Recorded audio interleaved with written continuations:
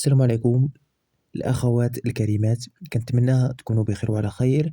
اليوم جبنا لكم فيديو جديد. قبل ما نبداو الإخوان والأخوات بغيناكم تشتركوا معنا في القناة، اللي مازال ما اشترك معنا يشترك ويفعل الجرس، لايك الفيديو، شي كومنتير زوين.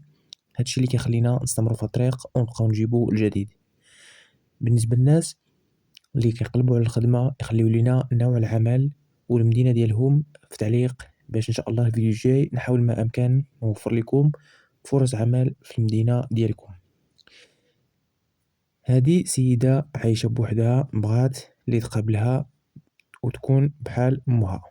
هاد المرأة بصحتها ما مريضاش ومستعدة تعطي لهاد السيدة اللي غتقابلها 2500 درهم للشهر، اللي هي 50,000 ريال، ومتوفرة لها السكنة والماكلة، وعندها روبو كل مرة في الشهر، يعني عندها يوم في كل شهر، يوم راحة روبو. اللي بغات تخدم في هاد الخدمة ما ترضاش تصل برقم الهاتف اللي غادي نخليه لكم في صندوق الوصف.